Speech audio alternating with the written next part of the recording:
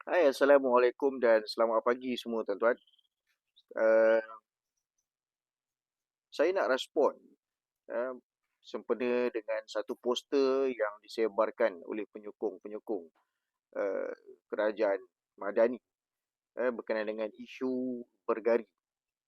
Konon-kononnya Zamri digari because dia dalam tahanan polis berbanding dengan Arun yang telah pun diberikan jaminan dan dia boleh datang, sebab itulah dia datang berlenggang, sebab itulah dia datang siap ada usher, timbalan menteri menjadi usher, timbalan menteri undang-undang. Tuan-tuan, pertamanya saya nak katakan poster itu adalah satu cubaan untuk apa orang cakap, control damage setelah kerajaan dibantai bertubi-tubi akibat daripada bias, akibat daripada tindakan apa ni, double standard dalam melaksanakan SOP tuduhan pada pagi semalam. Dia macam ni tuan-tuan. Saudara Zamri ini telah pun memberi keterangan lama sudah. Okey, selepas dia selesai bagi keterangan pada malam, tak silap saya pada malam apa ni, uh, perhimpunan himpunan aman di Sogo itu, dia telah pun ditangkap dan dia telah pun memberikan keterangan. Baik. Selepas dia berikan keterangan, mana-mana orang yang selepas selesai memberi keterangan, maka dia bebas untuk ke mana-mana. Tak timbul soal dia dalam tangkapan. Naratif konon-kononnya Zamri ini melarikan diri ke Thailand adalah satu naratif politik yang dicipta oleh IGP. Siap lagi mengatakan bahawa mereka akan bekerjasama dengan polis daripada sempadan, daripada Thailand, untuk membuat tangkapan dan penyerahan.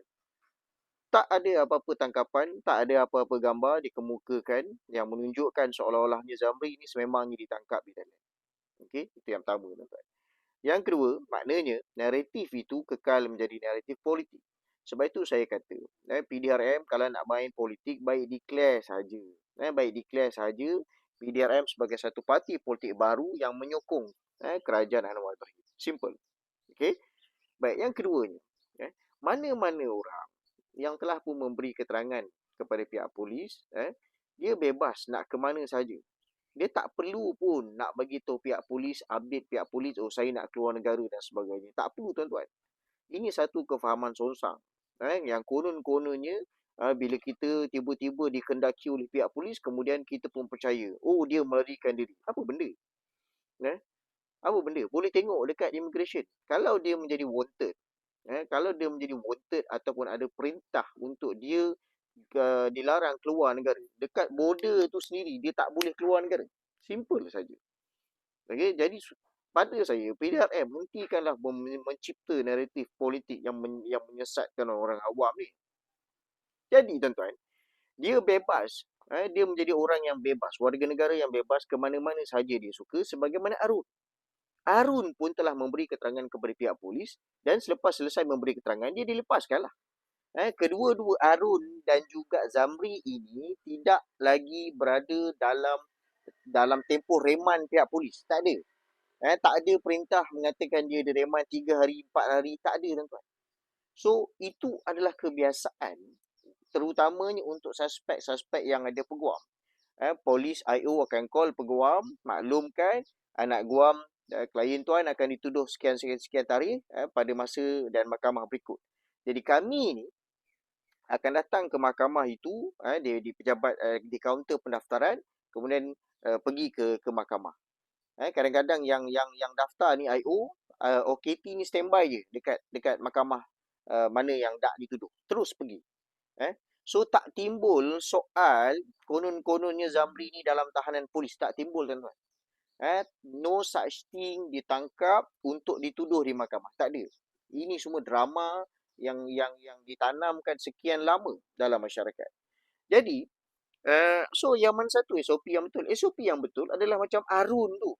Datang ke mahkamah, berlenggang, bawa peguam, terus pergi ke mahkamah yang dia katakan dia akan didakwa. Itulah SOP yang betul. Tak ada gari, tak ada apa, itulah yang berlaku selama. Melainkan dia ditangkap, dibawa daripada sel, dibawa daripada lokap dalam tempoh reman. Itu different story, tuan-tuan. So dalam kes malam, bila yang kita tengok Zamri ni ditangkap? Ada kita tengok dia ditangkap daripada Thailand dan dia ditangkap dalam reman. Tak ada tuan-tuan. Eh? Peguam senior Tuan Haji Hanif Katri dah maklumkan pun kepada media sehari sebelum tu yang Zamri ni akan dituduh di mahkamah. Dia akan dituduh di mahkamah, maknanya pihak-pihak dah maklum.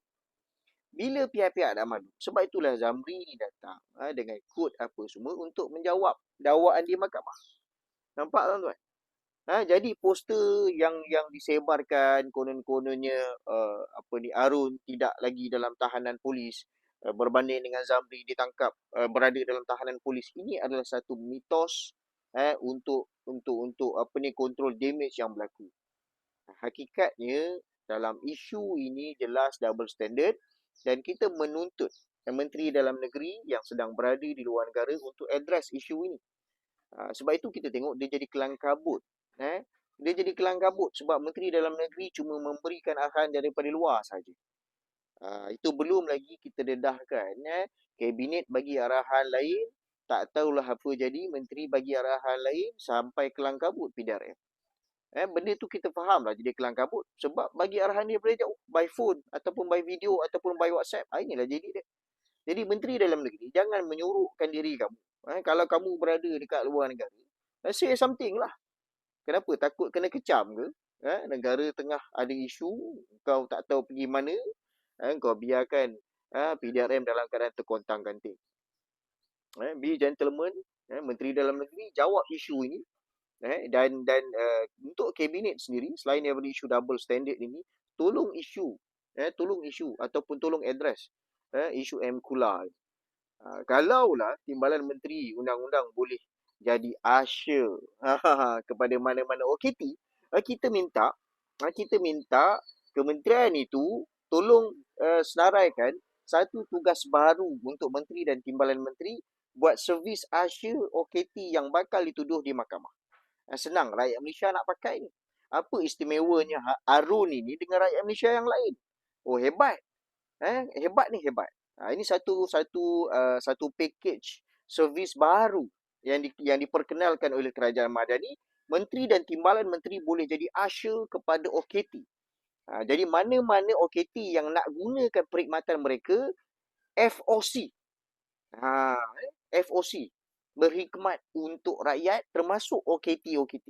Sebab semua kita faham, orang belum lagi disabitkan bersalah selagi mana dia belum sabitkan bersalah, maka dia bebas. Dia tidak lagi bersalah. Okey? Jadi ini kita harap Perdana Menteri boleh umumkan segera package rangsangan untuk kita semua rakyat Malaysia menggunakan servis menteri dan timbalan menteri usher ke mahkamah. Sekian daripada saya. Terima kasih. Assalamualaikum.